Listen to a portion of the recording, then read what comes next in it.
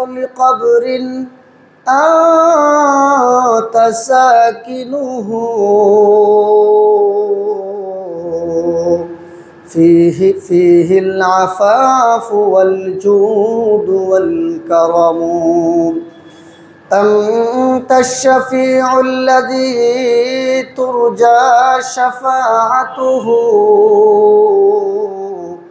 على الصراط إذا ما زلت القدم بلغ العلا بكماله كشف الدجى بجماله حسنت جميع خصاله صلوا عليه আলহামদুলিল্লাহ।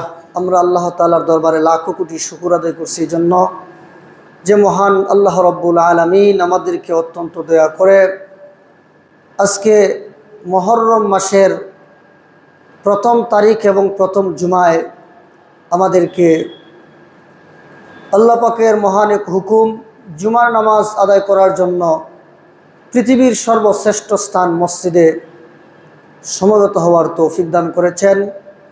এজন্য আমরা সকলেই দিল থেকে কালিমাতুর শুকর আদায় করি আলহামদুলিল্লাহ। সম্মানিত মুসল্লিয়ানে কেরাম, আমরা এখন যেই সময়ে অবস্থান করছি, আমরা মাত্র একদিন আগে 1446 হিজরি সনে ছিলাম, আর আজকে 1447 হিজরি সনে আমরা পদার্পণ করলাম। তো আসলে আমরা 31st নাইট উদযাপনের মাধ্যমে ইংরেজি নববর্ষকে আমরা স্বাগত জানাই। আমরা মুসলমান হওয়ার পরেও আমরা হিজরি সন যে কবে শুরু হয় এটা আমরা জানি না। আমাদের সমাজে আমরা যারা মুসলমান দাবিদার, আমরা সবাই ইংরেজি সন আমরা সবাই জানি। 2025 সাল চলে, এটা ছোট বাচ্চাও জানে, এবং কোন মাস আজকে ইংরেজি এটাও জানে, কত তারিখ সেটাও জানে। কিন্তু অত্যন্ত দুঃখজনক পরিতাপের বিষয় হলো আমাদের সম্পর্ক হলো আরবির সাথে, চন্দ্র মাসের সাথে আমাদের সম্পর্ক। পবিত্র কোরআনুল কারিমে উল্লেখ আছে, আল্লাহ রাব্বুল আলামিন বলেন, ইয়াসআলুনাকা আনিল আহিল্লা কুল হিয়া মাওয়াকিতু লিন-নাস। আল্লাহ রাসূল বলেন, আল্লাহ রাব্বুল আলামিন বলেন, হে নবী, আপনাকে লোকেরা জিজ্ঞেস করে চাঁদ সম্পর্কে। চাঁদ এক সময় একেবারে সরু হয়ে যায়, আবার আরেক সময় চাঁদ পূর্ণ রূপ ধারণ করে। কেন এই পরিবর্তন আর পরিবর্ধন কেন? আল্লাহ বলেন, কুল হিয়া মাওয়াকিতু লিন-নাস। হে রাসূল, আপনি বলুন, এই যে সূর্য, এই যে চন্দ্র বাড়ে কমে, ছোট হয় বড় হয়, যে মানুষের সময় নির্ধারণের জন্য আমি আল্লাহ একটা ক্যালেন্ডার হিসেবে বানাইছি। তো সূর্য হলো একটা ক্যালেন্ডার, আর চন্দ্র একটা ক্যালেন্ডার। আমরা যারা মুমিন মুসলমান, আমাদের উচিত, আল্লাহ যে কোরআনে বলছেন, ইয়াসআলুনাকা আনিল আহিল্লা কুল হিয়া মাওয়াকিতু লিন-নাস, যে চন্দ্রকে আল্লাহ মানব জাতির জন্য একটা ক্যালেন্ডার বানাইছেন। আমরা এই হিসেবে আমরা এই ক্যালেন্ডারের হিসাব রাখা দরকার। আমরা অনেকেই জানি না যে এখন হিজরি কত সন চলে, অথচ সবাই মুসলমান, অথচ সবাই দাওয়াত খাওয়ার জন্য আমরা সবার আগে থাকি, তারপর গরুর গোশত খাওয়ার বেলা আমরা সবার আগে থাকি। মানে যেইগুলো খুব সুস্বাদু, পালন করতে খুব মজা লাগে, ওইগুলো পালনে খুব অভ্যস্ত। কিন্তু ইসলামের বহু বিষয় আছে আমাদের অজানা। এজন্য এই কথাগুলো আমাদের বলতে হয়। আমরা মুমিন হিসেবে আমাদের কি করণীয়, কি বর্জনীয়। রাসূল করিম সাল্লাল্লাহু আলাইহি ওয়াসাল্লামের সাহাবীদেরকে ইহুদিরা বলতো কেউ তোমাদের নবী নাকি তোমাদেরকে বাথরুমে কিভাবে প্রবেশ করতে হয়, কিভাবে বের হতে হয় এগুলো শিখায়? তখন সাহাবী জবাব দিয়েছিলেন, হ্যাঁ, আমাদের নবী কিভাবে বাথরুম করতে হয় সেটাও আমাদেরকে শিখায়। কারণ আমরা পশু না, আমরা মানুষ। পশু প্রস্রাব পায়খানা কেমনে করবে এটার কোনো নিয়ম নীতি নেই, কিন্তু মানুষ তোমার প্রস্রাব পায়খানা এটাও নিয়ম নীতির ভিতরে থাকতে হবে। আমাদের রসুল আমাদেরকে মনুষ্যত্ব শিখায়। মানুষ হওয়ার জন্য যা যা দরকার সব আমাদের নবী আমাদের শিখায়। এজন্য আমরা কিভাবে প্রস্রাব পায়খানা করব, এত ছোট থেকে ছোট এইগুলোও আমাদের নবী আমাদেরকে শিখায়। কেন? আমরা মানুষ, আমরা পশু না। দেখবেন মানুষ নামক কিছু পশু আছে, ওরা যেখানে সেখানে মানুষের সামনে প্রস্রাব করা শুরু করে, আরো দাঁড়ায় পেশাব করে। আচ্ছা, দাঁড়ায় পেশাব করা কি মানুষের বৈশিষ্ট্য নাকি পশুর বৈশিষ্ট্য? আমাদের দেশের কুকুর কিন্তু বসে প্রস্রাব করে না, সে দাঁড়ায় প্রস্রাব করে, তাও এক জায়গায় না, এখানে 100 টাক, ওইখানে আর 100 টাক, এইভাবে। আবার একটা পা উঠাইয়া, এখন পা উঠাই কেন? যদি প্রস্রাবের সিটা আইসা কুকুরের গায়ে লাগে, তাহলে একটা কুকুর সে দাঁড়ায় প্রস্রাব করে, এটা তার বৈশিষ্ট্য, এটা তার অপরাধ না, যেহেতু সে পশু। কিন্তু আমরা যেহেতু মানুষ, আমরা দাঁড়ায় প্রস্রাব করতে পারি না, আমরা বসে প্রস্রাব করব। বসে প্রস্রাব করা এটাই মনুষ্যত্ব, আর দাঁড়ায় প্রস্রাব করা এটা পশুত্ব।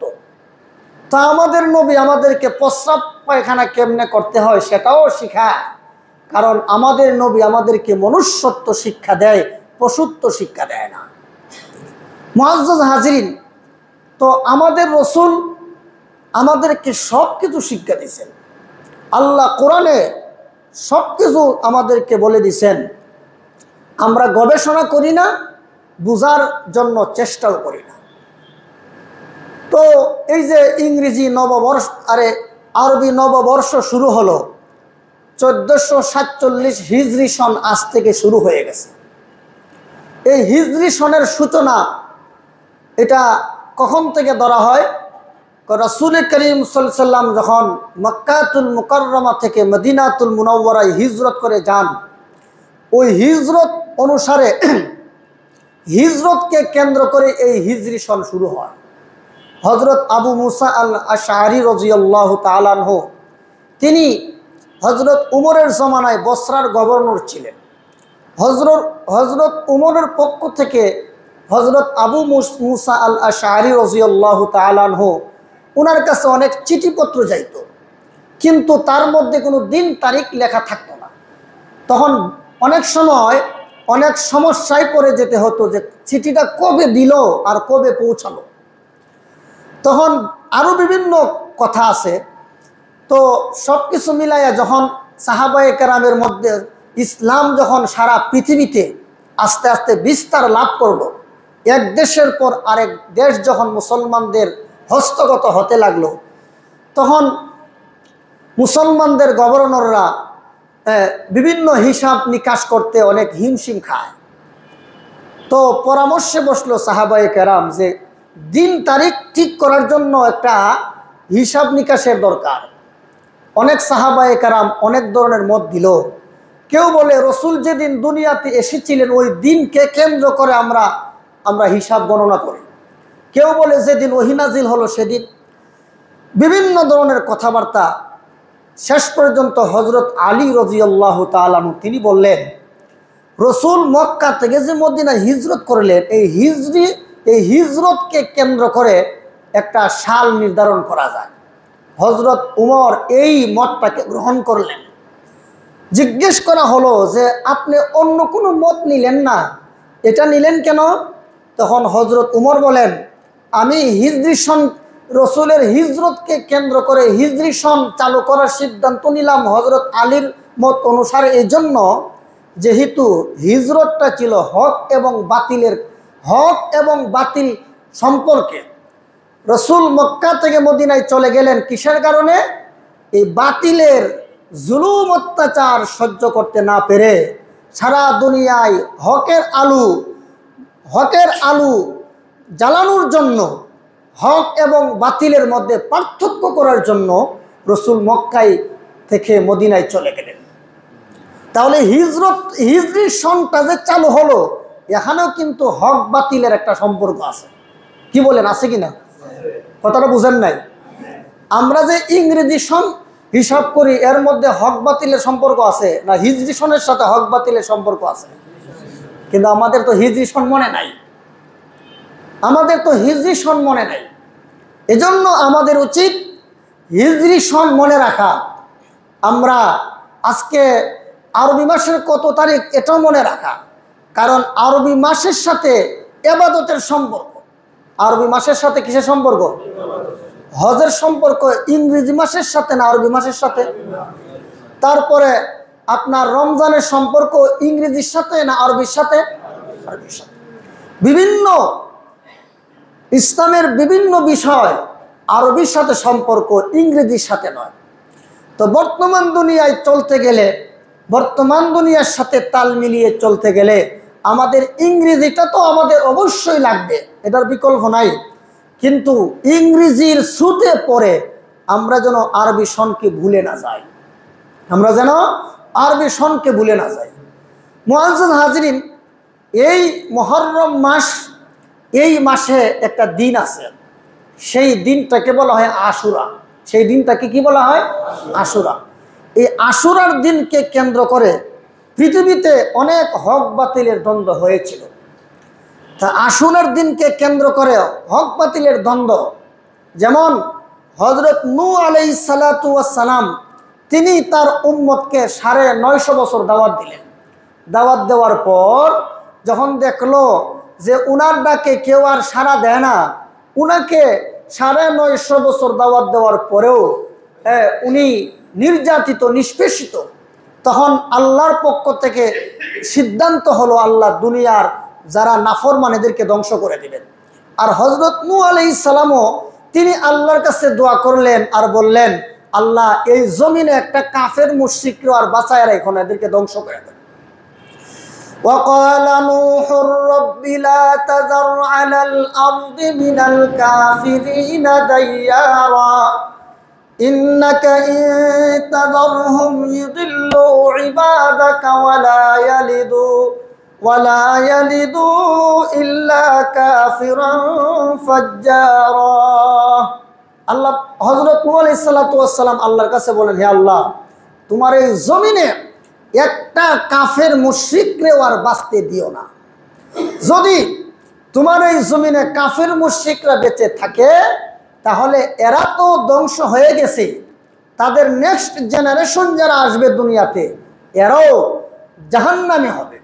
সুতরাং বাপ-দাদারা জাহান্নামী হয়েছে হোক, কিন্তু তাদের আওলাদ, তাদের ফরজন্দ থেকে যারা দুনিয়াতে ভবিষ্যতে আসবে, তো এদের কারণে আগত প্রজন্ম এরাও ধ্বংস হবে।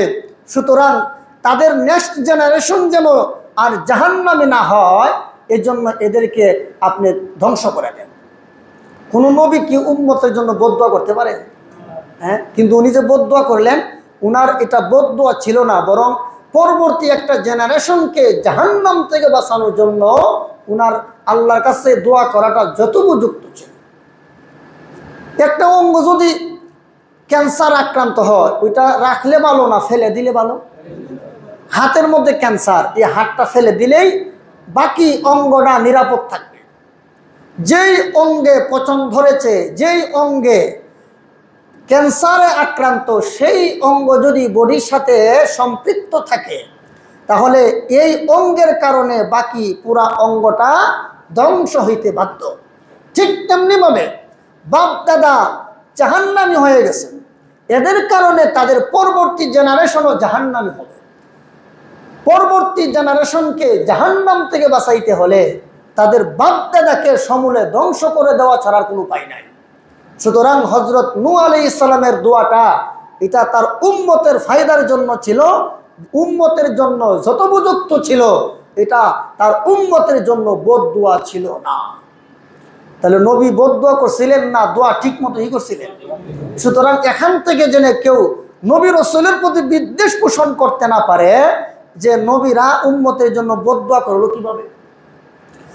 তো হযরত নূহ আলাইহিস সালাতু ওয়াস সালাম উনি যখন তার কিছু সংখ্যক সাথী সঙ্গে নিয়ে উনি ওনার জাহাজের মধ্যে, ওনার নৌযানের মধ্যে উঠলেন, তো আল্লাহ সারা দুনিয়াকে ধ্বংস করে দিলেন বন্যা দিয়া। যেই নৌকাটা যেই কিস্তিটা হযরত নূহ আলাইহিস সালাতু ওয়াস সালাম নির্মাণ করেছিলেন, সেই কিস্তিতে যারা আরোহণ করলেন, এই বন্যার পানিতে যখন সব ধ্বংস হয়ে গেল, তখন হযরত নূহ আলাইহিস সালাতু ওয়াস সালাম তার সাথী সঙ্গী নিয়ে নৌকা নিয়ে যেই পাহাড়ের মধ্যে যেই অবতরণ করছিলেন, যেই পাহাড়ের মধ্যে গিয়ে নৌকা লাগলো, সেই পাহাড়টার নাম ছিল জুদি পাহাড়। আর ওই দিনটা ছিল মূলত আশুরার দিন। তাইলে হক বাতিলের সম্পর্ক আশুরার সাথে আছে কিনা? আর একটু জোরে বলেন।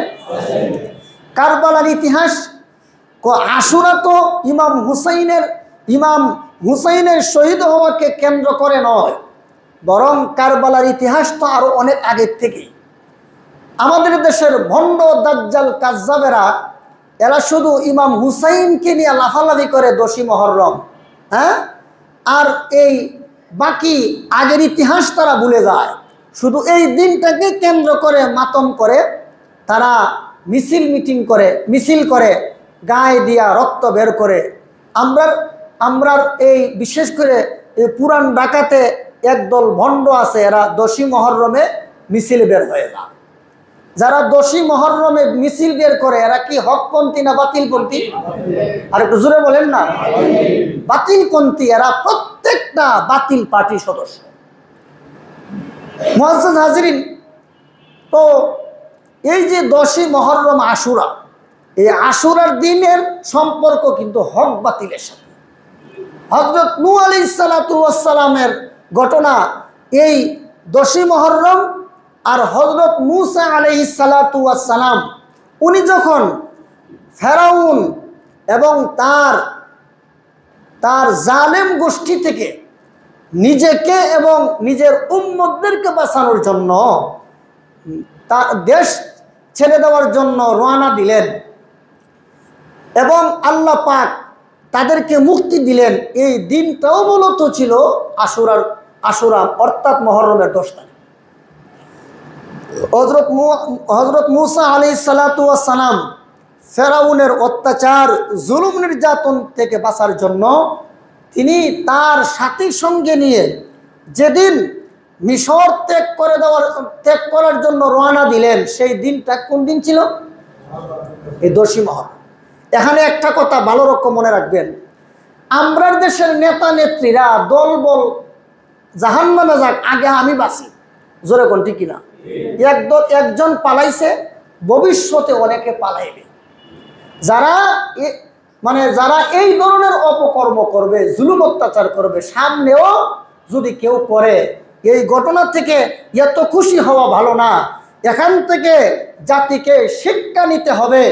জুলুমবাজ, অত্যাচারী, চাঁদাবাজ এবং সন্ত্রাসবাদের সাথে যারা সম্পৃক্ত, এরা আজ নয় কাল হোক দেশ ছেড়ে পালাতেই হবে। যার একটা সাক্ষী মাত্র 1 বছর হলো, সামনেও যদি কেউ দেশের সাথে, দেশের জনগণের সাথে, দেশের অর্থ সম্পদ লুটতরাজ করে, চাঁদাবাজির মাধ্যমে হোক, সন্ত্রাসের মাধ্যমে হোক, জবরদখলের মাধ্যমে হোক, ভূমি দখলের মাধ্যমে হোক, দেশের সম্পদ বিদেশে নিয়ে যারা জমা করে, এই ধরনের অপকর্ম ভবিষ্যতেও যারা করবে তাদেরও একই দশা হবে। মুআজ্জাজ হাজিরিন, বলতেছিলাম আমরার দেশে দুনিয়ার সিস্টেম হলো নেতা পলায়া যায়, তার সমর্থক তার নেতা কর্মীর কোনো চিন্তা করে না। কিন্তু ইসলাম কি শিক্ষা দেয়? হযরত মূসা নবী কি একা একা দেশ ছাড়ছিলেন না উম্মত লয়া দেশ ছাড়ছিলেন? এখান থেকে শিখার মতো অনেক কিছু আছে কিনা? শিখার মতো অনেক কিছু আছে। হযরত মূসা আলাইহিস সালাতু ওয়াস সালাম তিনি ফেরাউনের অত্যাচারে, ফেরাউন এবং তার বাহিনীর অত্যাচার, জুলুম অত্যাচারে স্টিম জুলুম অত্যাচারের স্টিম রুলারে যাদেরকে নিষ্পেষিত করা হয়েছিল, সমস্ত উম্মত নিয়ে হযরত মুসা নবী দেশ ছাড়লেন। উম্মতকে রেখে যান নাই। মরলে একসাথে মরব, বাঁচলে একসাথে মরব। জোরে কোন ঠিক কিনা? তো মুসা আলাইহিস সালাতু ওয়াস সালাম যেদিন তার উম্মতকে নিয়ে মিশর ছেড়ে দেওয়ার জন্য রওনা দিলেন, একদিকে জালেমের গোষ্ঠী, আরেকদিকে হলো সমুদ্র নদী। এখন বাঁচবে কিভাবে? যে আল্লাহ পাক নদীর মধ্যে রাস্তা করে দিলেন। হযরত মুসা আলাইহিস সালাম তার দলবল নিয়ে এপার থেকে ওপারে চলে গেলেন নিরাপদে। তো যেই দিনে আল্লাহ মুসা নবীকে মুক্তি দিয়েছিলেন সেই দিনটা ছিল আশুরা, মুহররমের 10 তারিখ। তাহলে এই মুহররমের 10 তারিখের সাথে হালুয়া রুটির সম্পর্ক না হক বাতিলের সম্পর্ক? আর একটু জোরে বলেন, হক বাতিলের সম্পর্ক। আর আমরা দেশের ভণ্ডরা মিছিল করে হালুয়া রুটি খায়, এরা আশুরাকে মিছিলে রূপান্তরিত করে, আশুরাকে হালুয়া রুটির সাথে সম্পৃক্ত করে। অথচ আশুরার সম্পর্ক মিছিলের সাথে না, আশুরার সম্পর্ক হালুয়ার রুটির সাথে না, আশুরার সম্পর্ক হলো হক বাতিলের সাথে। হযরত ইমাম হুসাইন কারবালায় নিজেকে শহীদ করে দিলেন, এরপরও সন্ত্রাসী ইয়াজিদ বাহিনীর সামনে মাথা নত করে নাই। উনি উনার আদর্শের উপর অটুট ছিল, উনি উনার আদর্শের উপর বহাল ছিল, এরপরও বাতিলের সামনে মাথা নত করে নাই। তাহলে আশুরার থেকে শিখতে হবে যে আর যাই কিছু করি না কেন, আশুরার শিক্ষা হলো বাতিলের সামনে মাথা নত করতে নাই। বাতিল যে সে যত শক্তিশালী হোক না কেন, বাতিলের সামনে কখনো মাথা নত করা যাবে না। তাইলে এই যে আশুরার সম্পর্ক, এর সম্পর্ক হলো হক বাতিলের সাথে। আশুরার শিক্ষা কি? যে জীবন চলে যাবে, বাতিলের সামনে মাথা নত করব না। তো মুআজ্জিন হাজিরিন, তো বাতিলের সামনে মাথা নত না করলে আমাদেরকে অনেকগুলো প্রস্তুতি গ্রহণ করতে হবে, অনেকগুলো প্রস্তুতি। এর মধ্যে একটা হলো যে নিজে শারীরিকভাবে, আমরা যারা মুসলমান আমরা সবাই শারীরিকভাবে আমরা শক্তি অর্জন করব। এজন্য যে হাদিস আপনাদের সামনে পাশ করলাম, এই হাদিসটা সহিহ মুসলিম শরীফের হাদিস। আল্লাহ রসুল বলেন, আল মুমিনুল কবিয়্যু খায়রুন ওয়া আহাব্বু ইলাল্লাহি মিনাল মুমিনিজ যায়ীফ। আল্লাহ রসুল বলেন, শক্তিশালী মুমিন শ্রেষ্ঠ, শক্তিশালী মুমিন উত্তম, আল্লাহর কাছে প্রিয় দুর্বল মুমিনের তুলনায়। কি বুঝলেন? যার শরীরে শক্তি বেশি, যার শরীরের মধ্যে জিহাদ করার মতো শক্তি আছে, ওই ব্যক্তি আল্লাহর কাছে শ্রেষ্ঠ। কিন্তু আমাদের যুব সমাজ, আমাদের দেশ যখন এই হাদিস, কোরআন হাদিস আমরা রিসার্চ করি, আলেমরা রিসার্চ করে শুধু, কিন্তু কোরআন হাদিস থেকে এমন তত্ত্ব উদ্ঘাটনের জন্য সারা দুনিয়ার ইহুদি খ্রিস্টান এবং মূর্তি পূজারীরা এরা দেখে যে মুসলমানদের পাওয়ার, মুসলমানদের শক্তির উৎস কোথায় এবং সেটা নির্মূল আমরা কিভাবে করতে পারবো, এইগুলো গবেষণা করে। এজন্য আমাদের বন্ধু প্রতিম দেশ, আমাদের পার্শ্ববর্তী দেশ ভারত, এই ভারতের একটা টার্গেট হইল বাংলাদেশের যুবকদেরকে যেন মাথা উঁচু করে দাঁড়ায়, বাংলাদেশের যুবকরা যেন মাথা উঁচু করে না দাঁড়াইতে পারে, বাংলাদেশের যুব সমাজ যেন তাদের মেরুদণ্ড ভেঙে দেওয়া হয়। এই জন্য আমাদের পার্শ্ববর্তী দেশ ভারত, তাদের একটা টার্গেট হলো যত ইয়াবা আছে, যত বাবা ট্যাবলেট আছে, ইয়াবা আছে, যত হেরোইন আছে, যত ফেন্সিলিন আছে, তার বেশিরভাগই আসে ভারত থেকে। আপনারা জানেন না এই কথা? এগুলো দিবালোকে নেই, সুস্পষ্ট। পত্র পত্রিকায় হোক, ইলেকট্রনিক্স মিডিয়ায়, প্রিন্ট মিডিয়ার মাধ্যমে আমরা জানতে পারি যে এইগুলোর বেশিরভাগ আসে ভারত থেকে। কেন আসে? বাংলাদেশের যুব সমাজের মেরুদণ্ড ভেঙে দেওয়ার জন্য, বাংলাদেশের যুবকদেরকে দুর্বল করার জন্য, যেন তারা প্রতিবাদ করতে না পারে, যেন তারা জিহাদের মতো মনোভাব হারিয়ে ফেলে, যেন সন্ত্রাসীদের বিরুদ্ধে মুমিন মুসলমান রুখে দাঁড়াইতে না পারে। এই জন্য তাদের একটা সিদ্ধান্ত হলো, তাদের একটা টার্গেট হলো যুব সমাজকে দুর্বল করে দেব। আর যুব সমাজকে দুর্বল করে দেওয়ার একটা শ্রেষ্ঠ মাধ্যম হলো ইয়াবা, বাবা, ফেন্সিডিল আর হেরোইন আর মদ, নেশাদ্রব্য বস্তুর দ্বারা একটা জাতিকে ধ্বংস করে দেওয়া সম্ভব। এই জন্য আমাদের বন্ধুরা আমাদের দেশের যুবকদেরকে নষ্ট করে দেওয়ার জন্য তাদের এই পায়তারা। নবী হাদিসে কি বলছেন, আপনারা এখানে মাথার মধ্যে ভূত চাপায়া বয়ানগুলো শুনলে হবে না, নিরপেক্ষ দৃষ্টিতে কথাগুলো শুনতে হবে। মুআজ্জাজ হাজিরিন, আল্লাহ রসুল বলেন শক্তিশালী মুমিন দুর্বল মুমিনের চেয়ে উত্তম। কেন বললেন? এই জন্য বলছেন দুর্বল মুমিন দ্বারা জেহাদ হয় না, শক্তিশালী মুমিন দিয়া জেহাদ হয়। দুর্বল মানুষ দ্বারা ইবাদত করা সম্ভব হয় না। শরীর গায়ে শক্তি থাকলে ইবাদত করতে ভালো লাগে। এই জন্য আল্লাহর নবী বলেন যে শক্তিশালী মুমিন দুর্বল মুমিনের চেয়ে উত্তম। এটা কিন্তু তারাও রিসার্চ করছে, কইরা দেখে মুসলমানদের জিহাদের মনোভাব বানচাল করে দেওয়ার জন্য।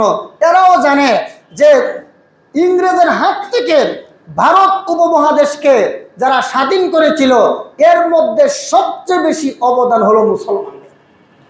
ভারত উপমহাদেশকে ইংরেজ বেনিয়াদের হাত থেকে রক্ষা করার জন্য সবচেয়ে বেশি অবদান ছিল মুসলমানদের।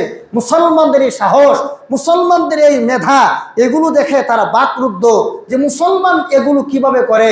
রিসার্চ করলো, যে দেখলো আল্লাহর হাবিব বলছেন মুমিন মুসলমানের মধ্যে যারা শক্তিশালী এরা শ্রেষ্ঠ। এখন এই শক্তিশালী জাতিকে কিভাবে দুর্বল করা যায়, এই জন্য তাদের এই ধরনের ষড়যন্ত্র যে মুসলমানের সন্তানকে আমরা ইয়াবা বাবা খাওয়াইয়া এমনভাবে পঙ্গু করে দেব, তারা তো দিনের পথে চলবেই না, বরং যারা দিনের পথে চলে এদের উপরে বিভিন্ন রকমের লাঞ্ছনা এবং বৎসনার শিকারের সম্মুখীন হতে হয় যারা দিনের উপর চলে। আর বিশেষ করে যারা দিনের লাইনে চলে এদেরকে বেজ্জতি করার জন্য একদল ইয়াবাখুর বাবাখুর নেশাখুরকে একদল লেলায় দেয়। জোরে কোন ঠিক কিনা? তাহলে মুমিন মুসলমান এই হক বাতিলের সম্পর্ক, হক বাতিলের সামনে মাথা নত করা যাবে না। বাতিলকে রুখে দিতে হবে, হককে প্রতিষ্ঠিত করতে হবে। সুতরাং প্রত্যেকটা মুমিন মুসলমান শারীরিকভাবে শক্তি সঞ্চয় করতে হবে। শারীরিকভাবে কি করবেন? ব্যায়াম করবেন, হ্যাঁ, এবং বৈধ পন্থায় যে খেলাধুলা আছে ওইগুলো করবেন। কিন্তু আমাদের যুব সমাজ এখন খেলাধুলা বা ব্যায়াম না করে, এখন ওরা রাত্রেবেলা ইয়াবা ট্যাবলেট না খাইলে, বাবা ট্যাবলেট না খাইলে একটা রাতও পার হয় না, ফেনসিডিল না খাইলে, হেরোইন না খাইলে, তারপর এই ধরনের নেশা দ্রব্য সেবন না করলে অনেক যুবক আছে তাদের একটা রাতও কাটে না। আছে কিনা? একটু জোরে বলেন। আল্লাহ বলেন ইয়া আইয়ুহাল্লাযীনা আমানু ইন্নামাল খামরু ওয়াল মাইসিরু ওয়াল আনসাবু ওয়াল আজলামু রিজসুম মিন আমালিশ শাইতানি ফাজতানিবুহু লাআল্লাকুম তুফলিহুন। আল্লাহ বলেন ইন্নামাল খামরু ওয়াল মাইসিরু ওয়াল আনসাব। ইন্নামাল খামরুন অর্থ হলো মদ। খামরুন মানে কি? মদ। এটা এমন জিনিস যা মানুষের দেমাগকে নষ্ট করে দেয়। এই মদের মধ্যে ইয়াবা ট্যাবলেটও আছে, বাবা ট্যাবলেটও আছে, ফেনসিডিলও আছে, সব এর মধ্যে অন্তর্ভুক্ত। আল্লাহ তাআলা বলে ইন্নামাল খামরু ওয়াল মাইসির ওয়াল আনসাব ওয়াল আজলাম। এখানে খামরুন মানে মদ, ওয়াল মাইসির মানে জুয়া। জুয়ারি আছে না আমাদের সমাজে? খেলা চলে আরেক দেশে, চায়ের দোকানে বসে টিভির মধ্যে জুয়া খেলে। জুয়া মানে অমুক দল যদি জিতে তাহলে আমারে এত দিবা, আর যদি হারে তোমার এত দিব, এই রকমের জুয়া খেলে না প্রত্যেক জায়গার মধ্যে, আমাদের কাছে নিউজ আসে। হ্যাঁ, এখন আমরা মুমিন হিসেবে মদ এবং জুয়া ছেড়ে দেওয়ার কথা, কিন্তু আমরা মদ এবং জুয়ার সাথে সম্পৃক্ত। আল্লাহ বলেন আয়াতের শেষের দিকে রিজসুম মিন আমালিশ শাইতানি ফাজতানিবুহু লাআল্লাকুম তুফলিহুন। এই যে মদ আর ফেনসিডিল বলেন, ইয়াবা বলেন, বাবা বলেন, এগুলো শয়তানের কাজ। কার কাজ? আরো জোরে বলেন, শয়তানের কাজ। এই শয়তানি কর্মকাণ্ডে যারা লিপ্ত, আল্লাহ বলেন তো শয়তানের পচা কাজ, ফাজতানিবুহু, এগুলো ছাড়ো, লাআল্লাকুম তুফলিহুন, এগুলো ছাড়লেই তোমরা সফলকাম হইবে। এখন আমরা মুমিন মুসলমান, আমরা শারীরিকভাবে শক্তি সঞ্চয় করা দরকার, কিন্তু আমরা শারীরিকভাবে এখন দুর্বল। শারীরিকভাবে এখন আমরা সবল না দুর্বল? দুর্বল। তাইলে আল্লাহ কোরআনে বলেন, সূরা তাওবার 60 নম্বর আয়াতে বলেন, ওয়া আ'ইদ্দু লাহুম মাসতাতা'তুম মিন কুওয়া, তোমরা তোমাদের সামর্থ্য অনুযায়ী শক্তি সঞ্চয় করো। এই আয়াতের ব্যাখ্যায় তাফসীরের কিতাবে উল্লেখ আছে, এই আয়াতের ব্যাখ্যায় হাদিসে আল্লাহ নবী নিজে তাফসীর করছেন যে ওয়া আ'ইদ্দু লাহুম মাসতাতা'তুম মিন কুওয়া। এই আয়াতের মুফাসসির স্বয়ং মুহাম্মদুর রাসূলুল্লাহ সাল্লাল্লাহু আলাইহি ওয়াসাল্লাম তিনি বলেন যে শক্তি সঞ্চয় করার মানে হইল যুদ্ধের উপকরণ, অস্ত্রশস্ত্র আবিষ্কার করা এবং আমরা নিজেরাও শারীরিকভাবে শক্তি সঞ্চয় করা, এটার অন্তর্ভুক্ত ওয়ামির রিবাতিল খাইল। এবং তোমরা তোমাদের ঘোড়াকে তোমরা প্রস্তুত করো, সজ্জিত করো, যেন তোমরা আল্লাহর দুশমনদের বিরুদ্ধে জিহাদ করতে পারো। তুরহিবুনা বিহি আদুওয়াল্লাহি ওয়া আদুওয়াকুম, শক্তি সঞ্চয় করলে কি হবে? কোরআনের আয়াত। আবার কয়েন না যে হুজুরে রাজনীতি করে, হুজুরে রাজনীতি করলে সমস্যা কি, আপনি করেন কেন? অনেকে বলে হুজুরে রাজনৈতিক বক্তব্য দেয়, তো হুজুরের রাজনৈতিক বক্তব্য দেয়। আমার প্রশ্ন হলো, যারা এই প্রশ্ন করেন যে হুজুর আপনি রাজনৈতিক বক্তব্য দেন কেন, কোরআনটা শুধু কোরআন শরীফ কি শুধু পারিবারিক পরিবার কেন্দ্রিক? বলতে হবে আপনাদের।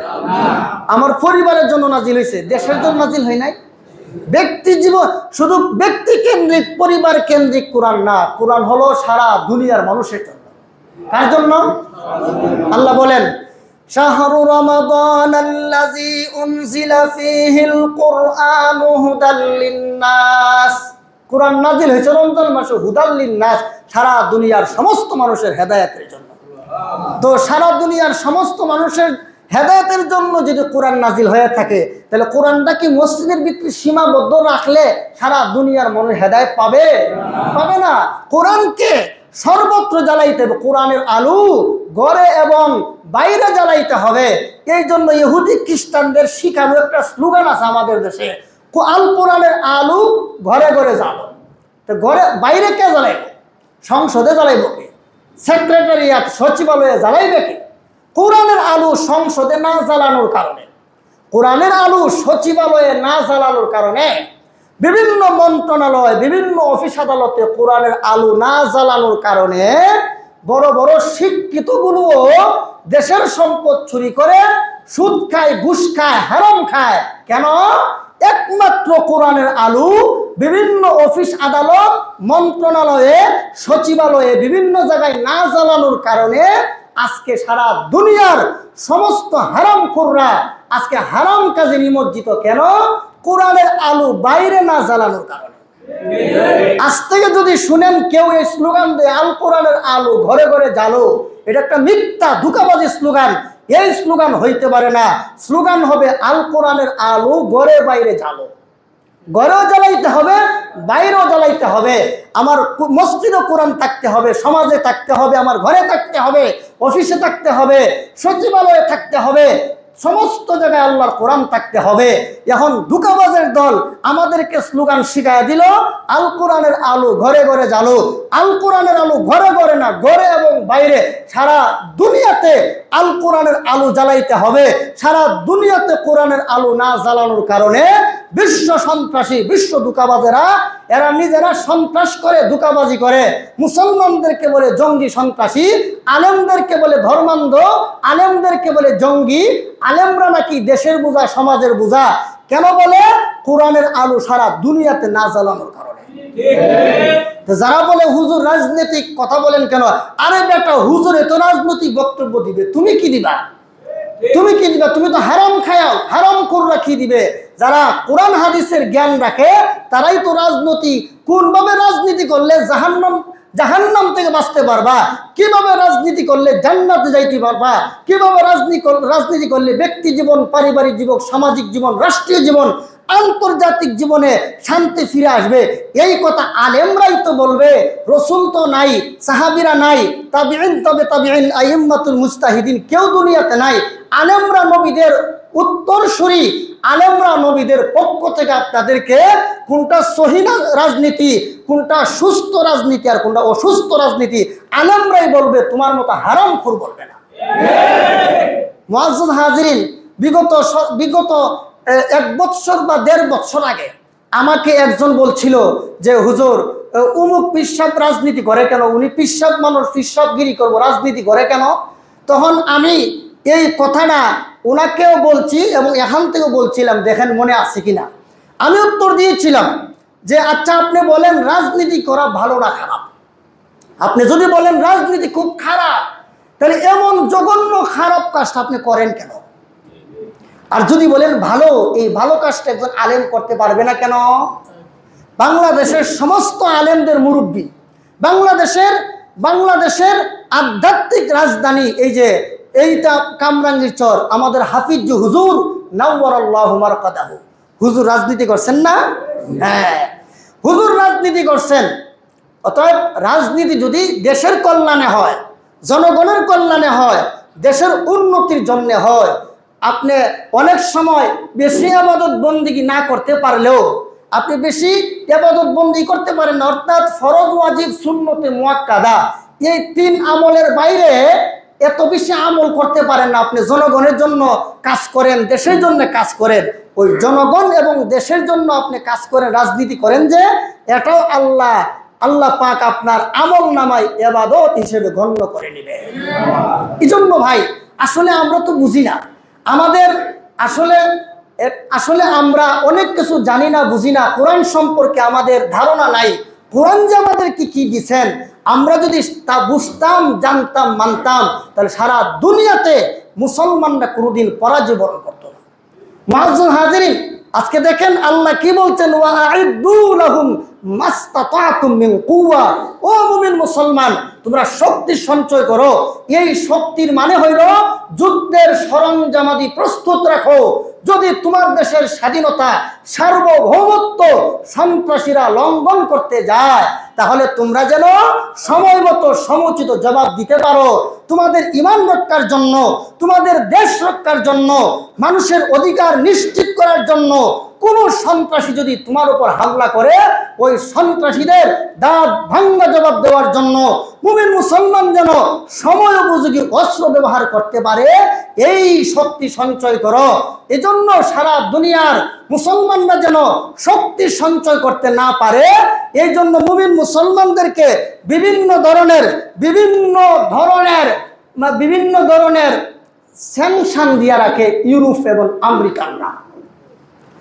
ইসরায়েলের মতো একটা কুলাঙ্গার রাষ্ট্র, ইসরায়েলের মতো একটা জারস রাষ্ট্র, ইসরায়েলের মতো একটা ধোঁকাবাজ রাষ্ট্র, ইসরায়েলের মতো একটা সন্ত্রাসী রাষ্ট্র, ইসরায়েলের মতো একটা অসভ্য আর বর্বর রাষ্ট্র, ইসরায়েলের মতো একটা মানবতার দুশ্মন, সারা দুনিয়ার সমস্ত মানুষের দুশ্মন, এরা যদি পারমাণবিক অস্ত্র রাখতে পারে, তাহলে ইরান রাখতে পারবে না কেন?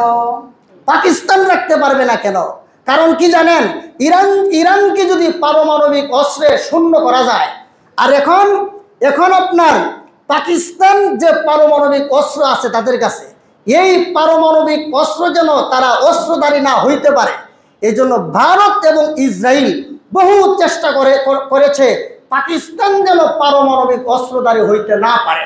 এজন্য তারা আগেও বিরোধিতা করছে, এখনো বিশ্ব সন্ত্রাসী ইসরায়েল এরা এখনো চেষ্টায় আছে পাকিস্তানের পারমাণবিক অস্ত্র যেন ধ্বংস করে দেওয়া যায়। তো মুআজ্জাজ হাজিরিন, আল্লাহ বলেছেন সময় উপযোগী অস্ত্র আবিষ্কার করো। এজন্য মুসলমানদের দরকার এখন পারমাণবিক অস্ত্রের সক্ষমতা অর্জন করা। যদি বাংলাদেশের নিউক্লিয়ার থাকতো, বোমা থাকতো, তাহলে আমাদের আশপাশের যত সন্ত্রাসী আছে, আমাদের এই কথা বলেন করো, চুপ থাকেন, আমাদের আমার কি কথা কইেন না, কথা আমার ডিস্টার্ব হয়, এই যে কথার মুড় ঘুরে গেছে। মুআজ্জাজ হাজিরিন, তো এই সন্ত্রাসীরা চায় মুসলমানরা যেন কোনো রকমের অস্ত্র শক্তি সঞ্চয় করতে না পারে। তো আজকে দেখেন ইরান এরা একটা শিয়া রাষ্ট্র। ইরান এরা মুসলমান, শিয়া এরা সুন্নি না। এখন অনেকের প্রশ্ন যে হুজুর ইরান তো শিয়া, এরাও তো ইরান, শিয়াদের যত আকিদা এর মধ্যে একটা আকিদা হইল হজরত আবু বকর, হজরত উমর, আম্মাজান আয়েশা এরা জাহান্নামী। নাউজুবিল্লাহ কইতেন না? আচ্ছা, হজরত আবু বকর জাহান্নামী না জান্নাতের গ্রিন কার্ড পাইছে? একমাত্র নবী রাসূল ছাড়া যত ওলিয়া উলিয়া গাউস কত সব একদিকে হজরত আবু বকরের সমান হবে না। উনারে শিয়ারা বলে উনি নাকি জাহান্নামী, মাআযাল্লাহ। আম্মাজান আয়েশা যার চরিত্রের সার্টিফিকেট দিতে গিয়ে মহান আল্লাহ সূরা নূরে 10টা আয়াত নাযিল করেছেন, উনাকে বলে জাহান্নামী। সুতরাং শিয়াদের সাথে আমাদের আকীদাগত অনেক দ্বন্দ্ব, অনেক তফাৎ। তবে ইসরাইল আর শিয়া যখন যুদ্ধ হয় তখন শিয়া কেন, একটা কুকুরও যদি ইসরায়েলের সাথে যুদ্ধ করে আমরা কুকুরের পক্ষ নিব, ইসরায়েলের পক্ষ নেব না। একটা কুকুর শ্রীগালও যদি ইহুদিদের বিরুদ্ধে যায় আমরা ওই কুকুর শ্রীগালের পক্ষ হইয়া ইহুদি আর ইসরায়েলের বিরুদ্ধে আমরা যাব। তো এখন অনেকে মনে করেন আমরা কোন পক্ষ নিব, কোন পক্ষ? আমরা ইরানের পক্ষ নেব। এরা শিয়া হইল দুনিয়ার মানবতার দুশ্মন, হিংস্র জানোয়ার, ইসরায়েলি সন্ত্রাসীদের চেয়ে ইরান হাজার গুণ ভালো। এর মানে এই নয় ইরানের আকীদা আমি গ্রহণ করব। এরা শিয়া, এরা এদের আকীদা নিয়ে থাকুক, আমি আমার আকীদা নিয়ে থাকি। তার সমর্থনে একটা তাফসিরের কিতাব থেকে একটা ঘটনা শুনে, সেটা হলো সূরা রুম 21 নম্বর পারা। সূরা রুমের শানে নজুলে আছে পারস্য বর্তমান ইরান। রুম, পারস্য এবং রুম এই দুইটা দেশ সবসময় যুদ্ধ লেগেই থাকত। পারস্যরা কোনো সময় রুমিদের উপর বিজয়ী হতো, রুমিরা কোনো সময় পারস্যদের উপর বিজয়ী হতো। তখন মক্কায় ছিল দুই দল, একদল মুহাম্মদুর রাসূলুল্লাহর দল আর একদল আবু জেহেলের দল। তা আবু জেহেলের দল যখন পারস্যরা রুমিদের উপর বিজয়ী হতো তখন আবু জেহেলের দল খুব আনন্দ প্রকাশ করত, কারণ পারস্যরা বিজয় হয়েছে। কেন? পারস্যরা মূর্তি পূজারী, আমরা মূর্তি পূজারী, এজন্য হেরা কি খুব খুশি। আর রুমিরা যখন বিজয় হতো তখন মুসলমানরা খুশি হতো। রুমিরা বিজয় হলে মুসলমানরা খুশি হইতো, পারস্যরা বিজয় হলে মক্কার সন্ত্রাসী আবু জেহেলের দল খুশি হইত। তো রুমিরা কি মুসলমান ছিল? মুসলমান ছিল না, এরা ছিল খ্রিস্টান। তো রাসূল আর সাহাবায়ে কেরাম খুশি হতেন কেন? এই জন্যই খুশি হইতেন, খ্রিস্টানরা যদিও কাফের কিন্তু কিছু কিছু ক্ষেত্রে মুসলমানদের সাথে একটা মিল আছে। কারণ খ্রিস্টানদের উপর আল্লাহ ইনজিল কিতাব নাজিল করছেন, হযরত ঈসা নবীকে পাঠাইছেন, আর উম্মতে মুহাম্মদের উপর আল্লাহ কোরআন নাজিল করছেন, মুহাম্মদ সাল্লাল্লাহু আলাইহি ওয়াসাল্লাম পাঠাইছেন। এইদিকে একটা মিল আছে। যদিও বর্তমান দুনিয়ার ইহুদি আর খ্রিস্টানরা এরাও কাফের, এরার সাথে আর আসমানি কিতাবের সাথে কোনো সম্পর্ক নাই। তো মুহাম্মদ সাল্লাল্লাহু আলাইহি ওয়াসাল্লাম এবং সাহাবায়ে কেরাম রুমিদের পক্ষ নিতেন, আর মক্কার সন্ত্রাসী আবু জেহেলের গোষ্ঠী পারস্যদের পক্ষ নিতেন। কেন? কিছুটা মিল থাকার কারণে। তো আমরাও যেহেতু ইরান শিয়া হইল, ইসলামের সাথে কোনো কোনো জায়গায় তো অনেকটা মিল আছে না আমাদের, এই জন্য আমরা ইরানের পক্ষে। আর বিশ্ব সন্ত্রাসী, মানবতার দুশ্মন, হিংস্র জানোয়ারের বাহিনী ইসরায়েল, এদের সাথে আমাদের কোনো সম্পর্ক নাই। সুতরাং ইসরায়েল আমাদের দুশ্মন, মানবতার দুশ্মন। এখন চিন্তা করবেন কোন দেশের সাথে ইসরায়েলের সুসম্পর্ক, হেরা আমাদের দুশ্মন।